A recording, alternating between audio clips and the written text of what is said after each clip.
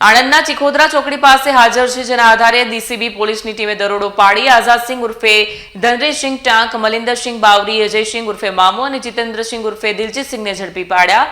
આરોપીઓ પાસેથી ચોરીના અનેક ગુનાઓનો ભેદ ઉકેલાયો છે.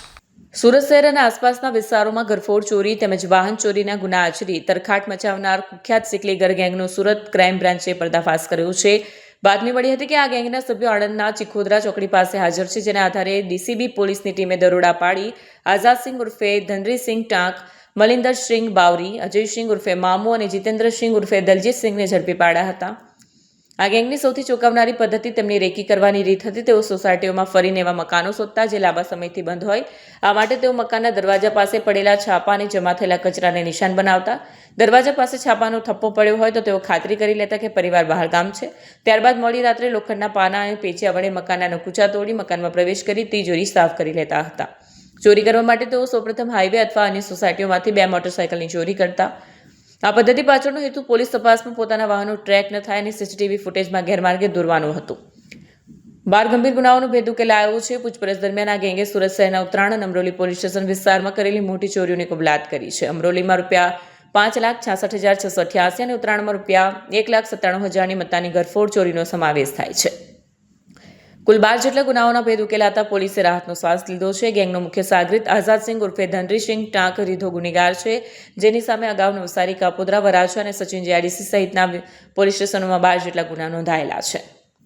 આ કિસ્સા બાદ પોલીસે નાગરિકોને અપીલ કરી છે કે બહારગામ જતી વખતે મકાન બંધ, છાપા જમા ન થવા દેવા અને શક્ય હોય તો સીસીટીવી કેમેરા લગાવવા, જેથી આવા ગુનેગારોની નજરમાંથી બચી શકાય. સુરત ક્રાઇમ બ્રાન્ચના પોલીસ ઇન્સ્પેક્ટર જૈન ઝાલા અને જૈન ગૌસ્વામી ઘણા દિવસોથી એક ઘરફોડ કરતી ગેંગ, ઓર્ગેનાઇઝ ગેંગ સામે કામ કરી રહ્યા હતા. એમને ગઈકાલે બાતમી આધારે આણંદના ચિખોદરા પાસેથી 4 જણને પકડી પાડવામાં આવ્યા છે, જેમાં આઝાદસિંહ ઉર્ફે બાદલસિંહ ટાંક, મલદીરસિંહ બાવરી, અજયસિંહ દુધાની અને જીતેન્દ્રસિંહ ભાદા. આ 4 લોકોને પકડવામાં આવ્યા છે. એમાંથી 3 વડોદરા એકતાનગરમાં રહે છે, એક સુરત ભેસ્તાન આવાસમાં રહે છે. આ 4 લોકોની પૂછપરછ કરતા ઘણા બધા ગુનાઓનો ભેદ ઉકેલવામાં આવ્યો છે. આ તમામ ક્રિમિનલ હિસ્ટ્રી ધરાવે છે. તમામના વિરુદ્ધમાં, જેમાં આઝાદસિંહ વિરુદ્ધમાં 12 થી વધુ ગુના દાખલ થયેલા છે, અજયસિંહ વિરુદ્ધમાં 11 થી વધુ દાખલ થયેલા છે, મલિંદરસિંહ વિરુદ્ધ 8 થી વધુ અને જીતેન્દ્રસિંહ વિરુદ્ધ 1 દાખલ થયેલો છે. અમદાવાદ, સુરત, વડોદરા, ગુજરાતના અલગ અલગ શહેરોમાં, મોટા શહેરોને ટાર્ગેટ કરે છે. કોઈ પણ જગ્યા ઉપર આ લોકો પેલા અલગ અલગ શહેરના છે બધા, અને ભેગા થઈ અને બાઇક ચોરી જ્યાં ચોરી કરવાની છે એ સિવાય અલગ જિલ્લામાંથી બાઇકની ચોરી કરશે. બાઇકની ચોરી કર્યા બાદ આ લોકો ઘરફોડ કરશે. ઘરફોડ કર્યા પછી ક્યાંક બિનવારસી અલગ જગ્યાએ બાઇક ચોરી કરીને છોડી દેતા હોય છે. એટલે જો એને ટ્રેક કરો તો પણ ચોરીના જ વાહનો સાથે મળી આવે. ચોરીના વાહનો જ હોય એટલે આઈડેન્ટિફાય એમને ન થઈ શકે.